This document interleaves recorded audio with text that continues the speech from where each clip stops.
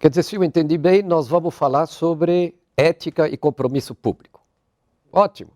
Então, veja, em primeiro lugar, eu precisaria definir rapidamente o que é ética, porque na nossa linguagem comum, no senso comum, há três confusões que se costuma fazer com a palavra, três acepções. Se entende ética como igual a moral, quando na verdade a ética é uma disciplina que estuda a moral.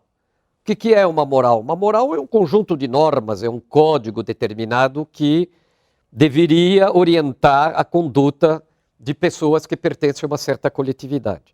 Então, ética não é igual à moral, como nós costumamos confundir.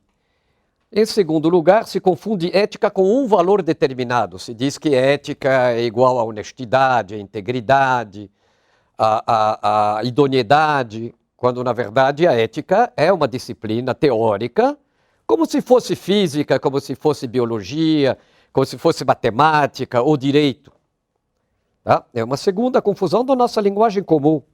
Uma terceira confusão, nós confundimos ética com códigos de conduta profissional. Se costuma dizer assim, a ética dos médicos, a ética dos engenheiros. Na verdade, nós estamos falando do código de conduta profissional daquelas categorias profissionais. Então, afinal de contas, o que é ética? Existe uma tendência, uma abordagem filosófica, porque a ética é uma disciplina muito antiga, ela tem 2.500 anos, e existe uma abordagem científica que se desenvolveu há uns 140, 150 anos, juntamente com o surgimento das ciências sociais. Então, a ética é abordada cientificamente como ciência social. E vai ser nessa linha que eu vou trabalhar a ética nesta nossa conversa.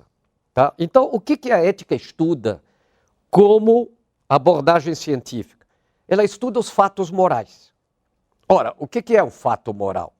Fato moral é quando você tem agentes sociais, você tem pessoas que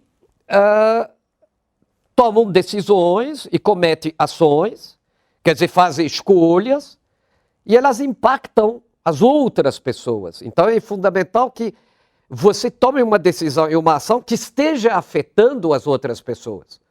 Ora, você pode afetar as outras pessoas de duas maneiras. Ou de uma maneira positiva, ou de uma maneira negativa. Traduzindo, você pode respeitar os interesses deles ou desrespeitar os interesses deles. Por exemplo, se você estiver na rua e você joga papel na rua ou joga uma lata na rua, simplesmente na calçada, você está prejudicando as demais pessoas porque você está emporcalhando o bem que é público. Né? A rua é de todos nós. Se você, por exemplo, num prédio onde você trabalha, vê que você chama o elevador e o elevador fica preso 2 andares em cima ou 3 andares em cima, e aí você percebe, porque você ouve ao botar o ouvido na porta do elevador, que os caras estão fofocando, segurando o elevador, o que está ocorrendo? Está ocorrendo muito simplesmente que essas pessoas estão prejudicando você, estão afetando negativamente os teus interesses. É uma questão objetiva que não tem nada de subjetivo. Você pode observar esse fato, você pode descrever esse fato, você pode investigar, saber quantas outras pessoas foram prejudicadas pelos caras segurando a porta enquanto estão fofocando, ao invés de largar a porta. Tá?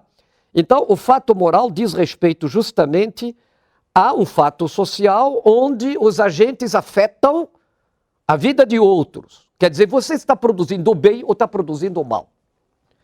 Ora, os fatos morais são inúmeros. Eles mudam no tempo e no espaço. Do ponto de vista científico, há alguns conceitos que são universais, alguns conceitos que vão nos permitir explicar esses fenômenos, esses fatos morais. Eles vão conseguir apanhar a sua lógica, apanhar as suas regularidades. Vamos dar um exemplo muito simples.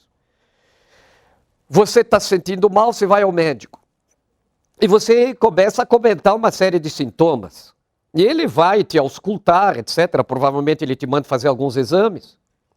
E aí, a partir dessa análise destes elementos fenomênicos, esses elementos, esses fatos que você está trazendo para o médico, como ele conhece a etiologia das doenças, ele conhece os conceitos que explicam as doenças, vai dizer, opa, você está com isso ou aquilo.